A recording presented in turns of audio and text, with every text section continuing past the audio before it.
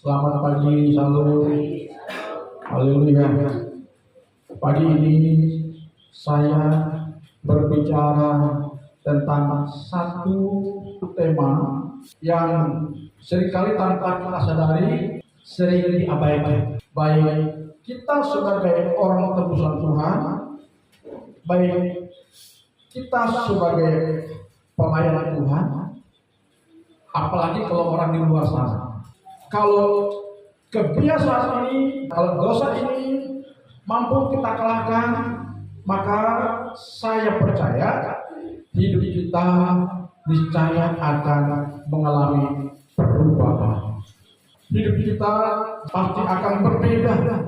Dosa atau masalah yang seringkali disepelekan dan kurang mendapatkan perhatian kita, atau kita terbelenggu olehnya, maka sekalipun kita adalah orang yang paling suka berdoa, suka baca Alkitab, suka ibadah, itu tidak berdampak banyak buat perjalanan hidup kita. Karena itu kita harus menang dari kebiasaan yang berdosa ini. Ayo kita baca di Alkitab kita buka ke dalam Kitab Amsal pasal 19 ayat 15. Berbunyi demikian, 2, 3. Kemalasan mendatangkan hidup nyenyak, dan orang yang lambat akan menderita. Kurang nyari, sama-sama. 2, 3. Kemalasan mendatangkan hidup nyenyak, dan orang yang lambat akan menderita. Menderita apa? Menderita lapar. Jadi di sini ada kata malas, ada kata lambat. Bayangkan saudara, jangankan menjadi seorang pemalas, kata lamban saja, orang yang lamban saja dia akan banyak tertinggal dalam hidupnya. Betapa bahayanya kalau kita memiliki sifat lamban, apalagi kalau sifat malas. Ya, jadi tema kita hari ini adalah tentang bahaya dosa kemalasan.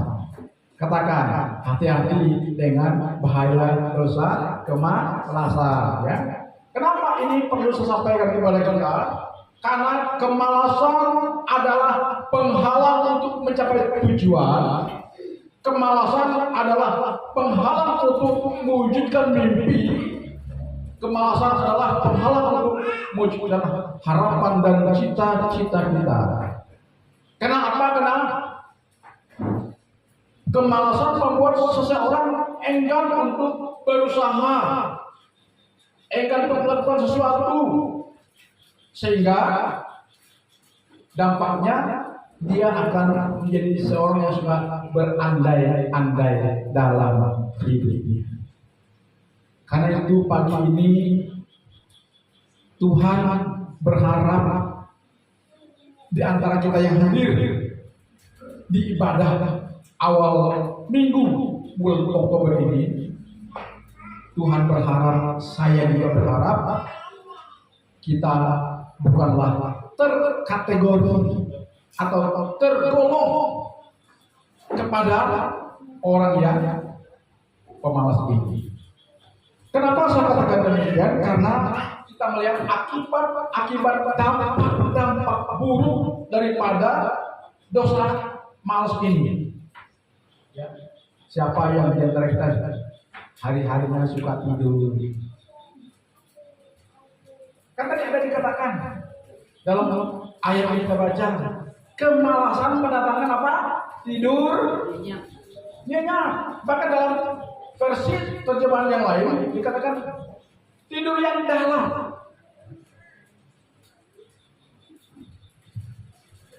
Jadi tidur yang nyenyak, orang yang suka tidur itu melambangkan kenyamanan yang salah, kenyamanan yang keliru. Suatu kondisi yang bisa membawa seseorang dalam keterpurukan hidupnya.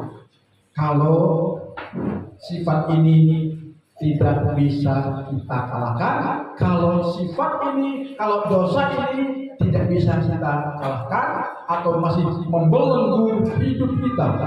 Karena saya katakan sekali lagi bahwa orang pemalas kecenderungannya tidur yang nyaman, tidur yang enak, tidur yang dalam. Tanpa dia sadari, zona nyamannya itu akan menghantar dia kepada keterpurukan hidup. Dia sudah merusak masa depan dirinya sendiri. Jadi dampak lain dari kemalasan adalah juga selain berdampak untuk membawa seseorang kepada keterpurukan, tetapi juga membunuh potensi, membunuh peluang, membunuh kesempatan yang ada pada diri seseorang. Apalagi Bapak Ibu saudara-saudara, kita sudah hidup di zaman yang sudah penuh dengan persaingan. Kalau kita masih terbelenggu dengan dosa ini, maka kita sedang memberi diri kita dilindas oleh pergerakan zaman yang sudah semakin maju. Jadi Tuhan benci kepada orang yang memiliki sifat pemalas. Saya ulangi lagi, khususnya hari ini ada banyak anak-anak muda yang hadir. Perhatikan saudara, sekalipun nanti kalian ada yang kuliah, ahli A, ahli B, ahli C, ahli dari A sampai Z, kita memiliki tingkat keahlian itu, tetapi kalau kita masih dibelenggu oleh kemalasan, maka keahlian kita itu, potensi yang ada pada diri kita itu tidak berguna, tidak memiliki dampak apa-apa kepada hidup kita. Karena itu hari ini saya mengingatkan kita semua supaya kita benar-benar mau bebas dari belenggu dosa malas. Halo anak muda, sebagai seorang pelajar, sebagai seorang siswa, sebagai seorang mahasiswa, ada banyak memang kita sekolah dari pagi pulang sampai sore, tapi sampai di sekolah apa yang kita lakukan?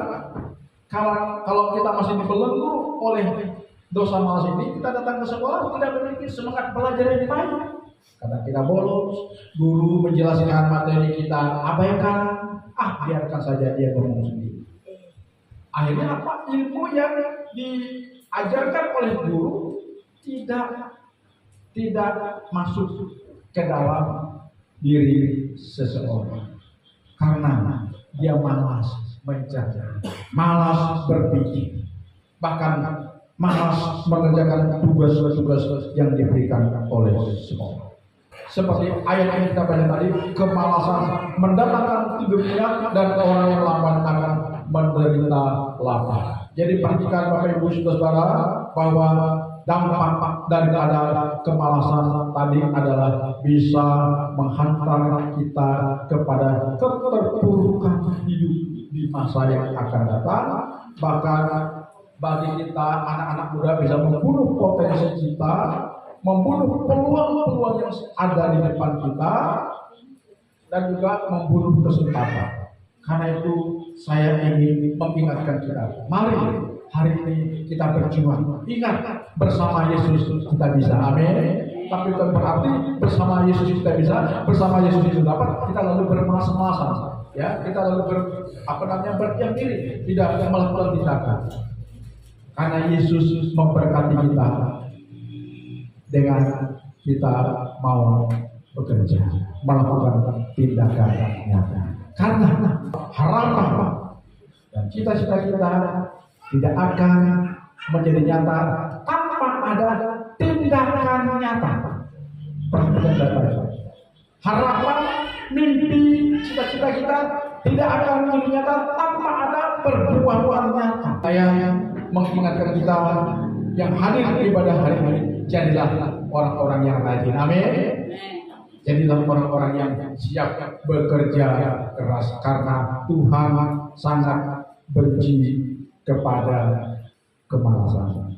Dalam konteks iman, kemalasan juga dapat membuat kita jauh dari Tuhan. Jadi ada pengaruhnya, saudara. Ada pengaruh keimanannya juga.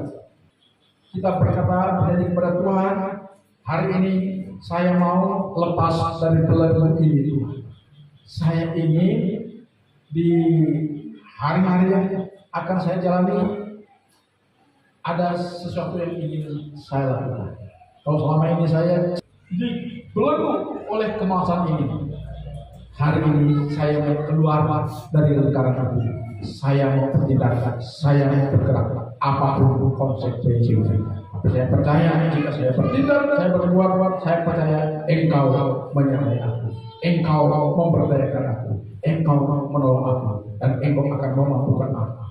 Bapak Ibu saudara-saudara, mari kita mengevaluasi diri kita. Apakah masih ada sifat malas ini membelenggu hidup kita? Saya tidak menghakimi saudara, saudara menghakimi diri saudara sendiri.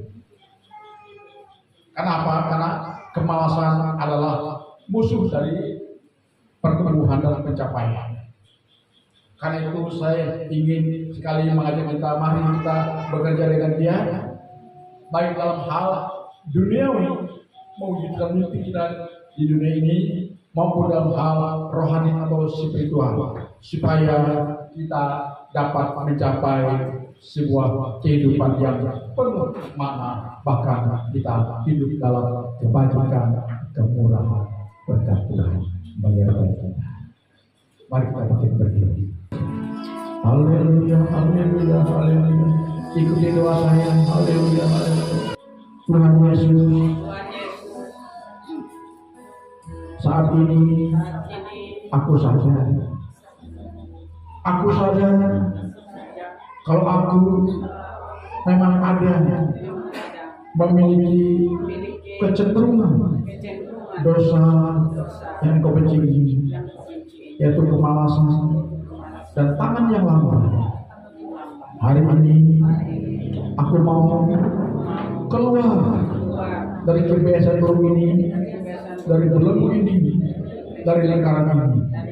Aku mau menjadi orang seperti yang kau ingini, seorang dia, seorang yang rajin melakukan tugas-tugas dan tanggung jawab.